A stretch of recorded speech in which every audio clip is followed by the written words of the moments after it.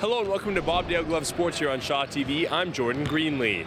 Every ACAC school in the province has both a boys and girls basketball team, but King's University College is doing things differently as they have two coaches running both programs.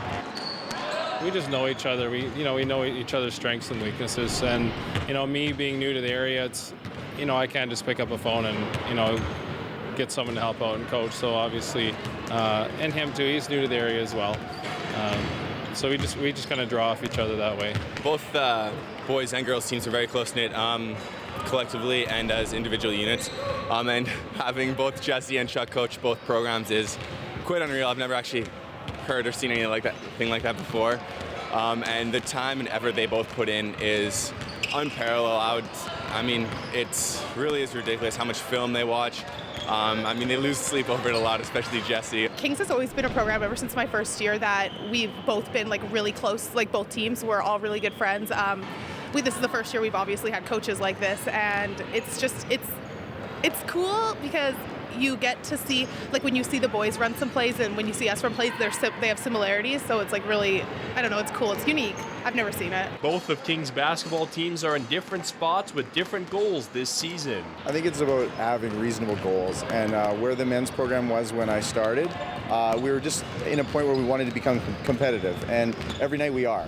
We're in every game, and we're giving every team we play a run for their money every night. And with the women's program, it's an experienced team that's been around together for 4 or 5 years, and so we knew that they would be making a run at the ACAC championship. So it's about just having those reasonable goals for both teams. The girls are at the top of the ACAC standings, being carried by that leadership group they have. Two of those players are Sam Tennant and Jessica Anderson. Sam's a fourth-year player. She's a really good shooter, really vocal on the floor, and can be very aggressive at times. She understands that there's, even in her fourth year, she has things to work on. And, I think that's part of our team's success. They kind of all have that same mantra. Offensively, we swing the ball really good. We have really good inside players. We have really good outside players. I think our offense is really strong. And defensively, we can switch to a man or a zone. And depending on what team we play, if they have strong outside or inside players, we know how to adjust. And I think it's worked really well this season. Well, Jessica, she's one of the best point guards in the league. And she probably has been for a while. And we just, she's a little floor general out there. It's all I've known. Like you said, I'm a short person. I've always played point guard, and it's just, I feel like my role is to basically do what Chad wants on the floor and try to see through his eyes kind of thing, and just set up plays, get the ball to the right people, and I'm lucky to have a lot of those people who I can get it to. Meanwhile, for the men's team, they have a few very senior players, but also a lot of new and young talent that they are trying to combine together right now. With the men's program, it seems to have a lot of turnover, and so it's trying to work those new guys in, get them some experience, and have them step up and play with the experienced guys on the team. It can be difficult. There's some growing pains, but they're great character kids, and they seem to rise to the occasion, so it's been good.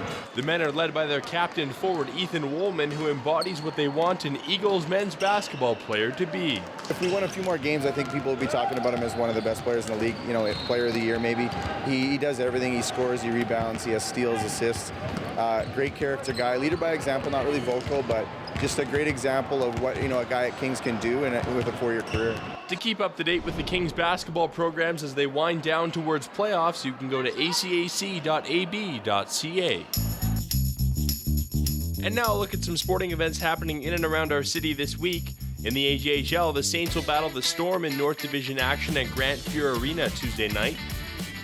The Oil Kings annual hockey hooky game is taking place this Wednesday at 11:30 in the morning at Rexall Place against the Kootenay Ice. The Oil Kings are back on home ice Friday night when they take on the Swift Current Broncos. Face-off is at 7 o'clock.